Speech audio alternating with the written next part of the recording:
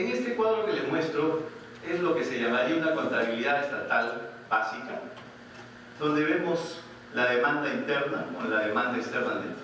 Por el lado izquierdo, pues el consumo, la inversión privada, el gasto público, y por el lado derecho, las exportaciones y las importaciones.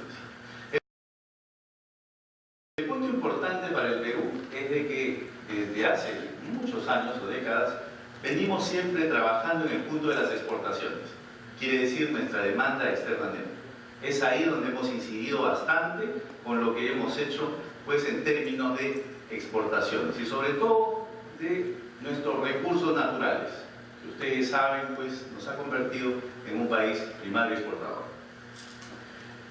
A esto quisiera decirles lo siguiente, de que al ser un país primario exportador, lo que estamos haciendo es pues tener un comercio internacional basado en los recursos naturales.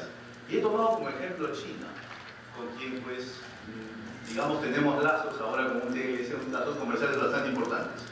Y miren, en este cuadro, lo que nosotros les exportamos a los chinos: cobre, hierro, aluminio, harina de pescado y uva.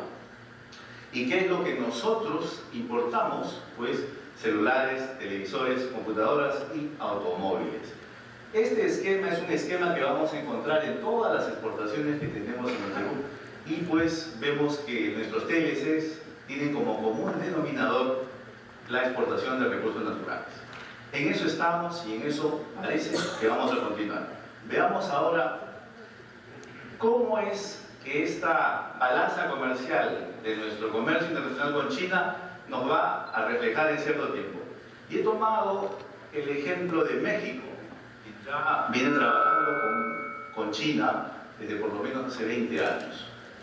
Y la evolución natural del comercio con China, porque México es una economía parecida a la peruana, es de que la balanza comercial con el tiempo comienza a ser deficitaria.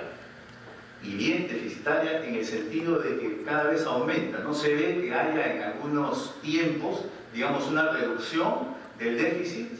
Lo que se ve es de que cada vez aumenta. Aquí tenemos en 2012, en 2013 seguimos ya en un déficit comercial de alrededor de 58.000 millones de dólares con México. Esta situación entonces, ¿qué implica? De que si nosotros estamos exportando lo mismo con China, pues este cuadro se nos puede aplicar en algunos años también.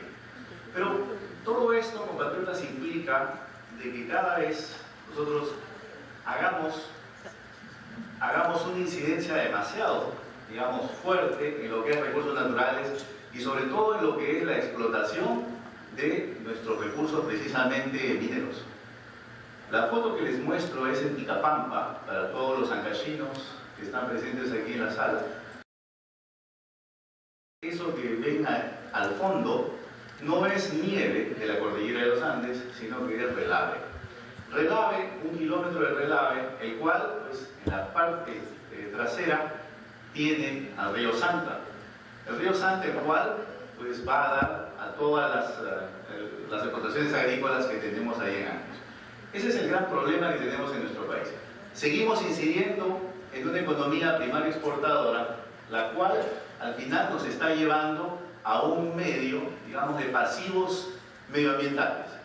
Y esos pasivos medioambientales, pues, nos están poniendo en una situación también de conflicto, porque no hay que olvidar de que en el Perú tenemos ahora alrededor de 220 conflictos medioambientales abiertos.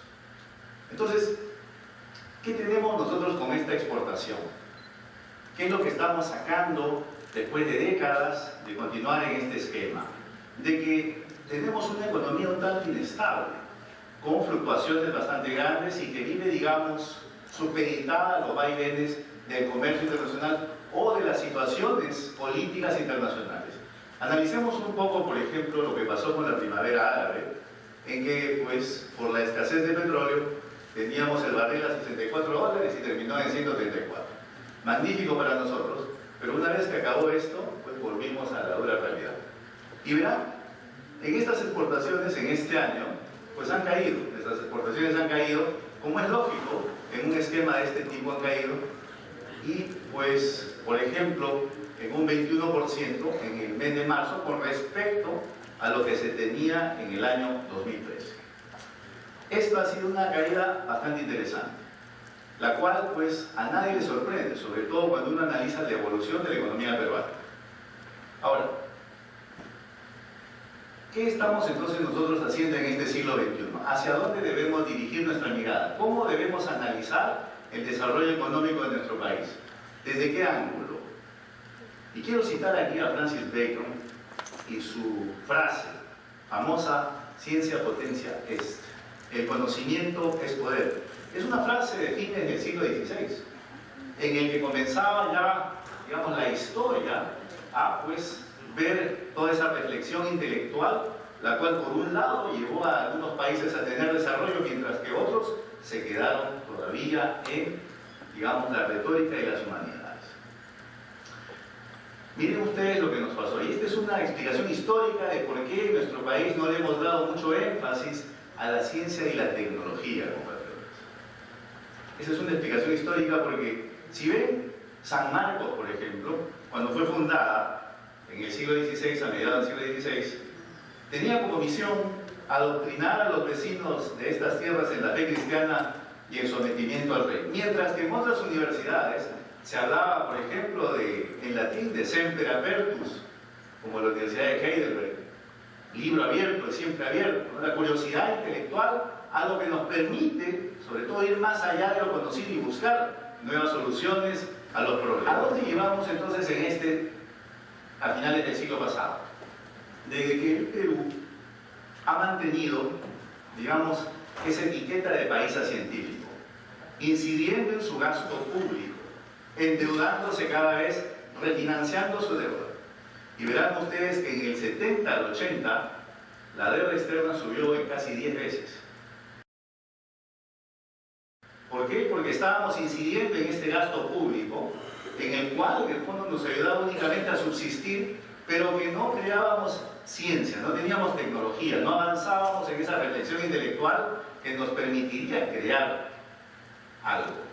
Teníamos y seguimos teniendo el pensamiento mágico, aquel pensamiento que pues no nos ayude mucho cuando se trata de las exportaciones de nuestro país. Este cuadro, que es un cuadro que representa la situación en la que está nuestro país en términos de ciencia y tecnología. Mire, por ejemplo, cómo otros países, con respecto a su población, tienen un número importante de científicos e investigadores. México, 114 millones de habitantes, con un porcentaje de científicos e investigadores de 0.04. Países Bajos, que tiene 16 millones, 0.32. Corea del Sur, que es un país desarrollado, 0.29. Alemania, con 49 millones, tiene 0.53% de investigadores y científicos. Ahora, veamos con respecto a estas cifras que tenemos en el Perú. 0.046%, de 30 millones de peruanos que somos en el Perú y en el exterior, tenemos un 0.046%, lo cual nos pone a la cola casi en el nivel de México.